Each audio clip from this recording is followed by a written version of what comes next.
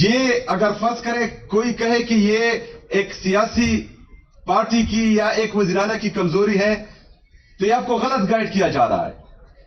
یہ ہماری عدلیہ کی بے بسی ہے, ہماری ججز کی بے بسی ہے, جن کو 26ویں آئینی ترمیم کے ذریعے مفلوج کیا گیا ہے. جو ڈگنیٹی دی ہماری ججز کی کہ وہ ایک دوسرے کی عزت کرتے تھے, سینئر کو سینئر رہنے دیتے تھے, جونیئر کو جونیئر رہنے دیتے تھے, اور وہ اپنے فیصلے امپلیمنٹ کرنا جانتے تھے. اس چیز کو جو ہے ختم کر دیا گیا, اور ایک حوالدار جو ہے وہ 3 ججز کے آرڈر ردی کی ٹوکری میں پھینک دیتے ہیں, جو باعث شرم ہے.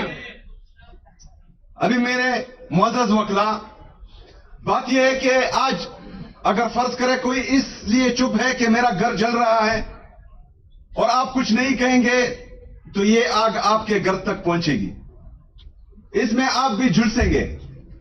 یہ گھر جو ہے آپ کے گھر, یہ آپ کے گھر کو بھی لپیٹ میں لے گا, آج ہو کل ہو یا پرسوں ہو. جسٹس وقار سیٹھ شہید, ارشد شریف شہید, اس طرح کے ہمارے بہت سے ججز صاحبان, صحافی برادری, وہ ہمارے سامنے ہیں. ہم ان پر چپ رہے. عمران ریاض صاحب کو اٹھایا گیا, صابر شاکر ملک چھوڑ کے چلے گئے, محیط پیرزادہ, اس طرح بہت سے صحافی, میں نام لیتے لیتے تھک جاؤں گا. کیونکہ وہ ظالم کو ظالم کہہ رہے تھے, پاکستان میں آئین اور قانون کی بالادستی کی بات کر رہے تھے, آزاد میڈیا کی بحالی کی بات کر رہے تھے, اپنی ضمیر کی سن رہے تھے. ان پر جو ہے پاکستان کی زمین تنگ کر دی گئی. باقی جو صحافی برادری ہے, اگر وہ چپ ہے کہ آج ان پر ہے, کل ان کو کچھ نہیں کہا جائے گا تو ان کا نمبر بھی آنے والا ہے. تو اس لیے میرے عزیز ساتھیوں, ہم نے آواز اٹھانی ہے, کیونکہ ہم نے بندوق کا مقابلہ بندوق سے نہیں کرنا.